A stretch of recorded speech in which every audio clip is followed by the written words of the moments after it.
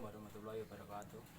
Saya Fernanda Putra Ramadan dari kelas Ekonomi Syariah akan mempresentasikan tentang surat dan ayat dalam Al-Quran. Pengertian surat dan ayat dalam Al-Quran. Pengertian surat menurut bahasa surat atau sering disebut surat artinya mulia atau derajat atau tingkat dari sebuah bangunan. Surat merupakan bagian Al-Quran ini menunjukkan karena kemuliaannya. Maka jika diibaratkan Al-Quran ini adalah sebuah bangunan, maka surat itu adalah tingkatannya. Maka dapat disimpulkan bahwa surat adalah sekumpulan ayat-ayat atau ayat-ayat Al-Quran yang berdiri sendiri, yang memiliki permulaan dan akhiran sebagai tingkatan untuk membedakan antara satu surat dengan yang lain. Pengertian ayat secara etimologis mengandung banyak arti, diantaranya mukjizat. Adapun pengertian ayat secara terminologis, yaitu bagian terkecil, yaitu terpendek dari surat yang terdapat dalam Al-Quran, terdiri atas satu atau sejumlah huruf dan kalimat yang mempunyai arti. Terdapat perbedaan ulama mengenai jumlah ayat dan yang terdapat di dalam Al-Quran. Dalam Al-Quran dan terjemahnya oleh Departemen Agama Republik Indonesia terdapat 6.236 ayat.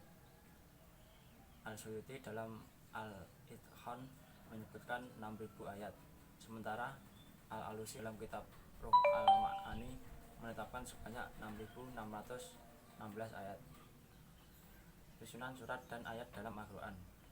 Pada masa Nabi SAW, Al-Quran sudah ditulis oleh para sahabat. Hanya saja belum tersusun rapi sebagaimana Al-Quran yang kita ketahui sekarang ini. Banyak faktor yang melatar belakangi kenapa pada saat itu Nabi tidak mengumpulkan Al-Quran dan dalam satu mushaf. Antara lain adalah karena Al-Quran pada waktu itu masih dalam masa pembentukan. Tidak sedikit ayat yang turun belakangan berfungsi sebagai penghapus hukum atau bacaan ayat sebelumnya, sehingga menjadi salah satu kesulitan terjadi kalau Al-Quran dibukukan dalam bentuk mushaf seperti halnya Al-Quran yang kita ketahui sekarang ini. Hingga akhirnya sahabat bersepakat untuk mengumpulkan semua Al-Quran, dan melalui sejarah yang panjang maka terbentuklah mushaf Al-Quran sebagaimana yang kita tahu saat ini. Dan begitu, sebagian ulama berpendapat bahwa susunan surah dalam Al-Quran adalah ijtihadi.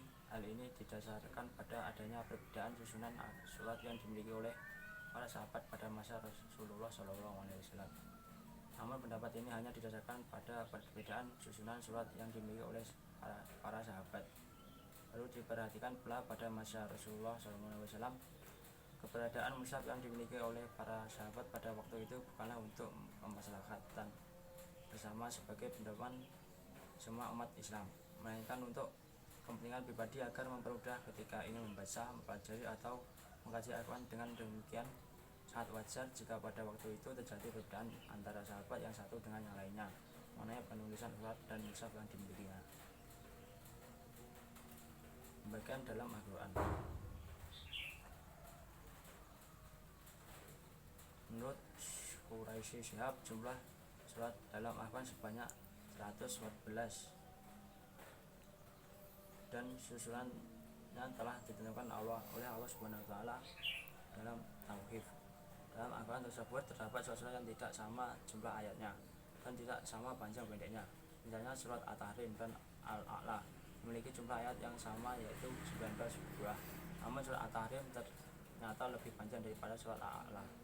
Dengan melihat kepada panjang pendeknya surat, para ulama telah mengklasifikasikan surat-surat Al-Quran menjadi 4 macam. Keempat macam surat Al-Quran tersebut adalah: yang pertama, Al-Sabiul At-Tiwal, yaitu 7 buah surat yang panjang-panjang. 7 surat ini adalah Al-Baqarah, Al-Imran, An-Nisa, Al-A'raf, dan Al-Yunus, Al-Maidah.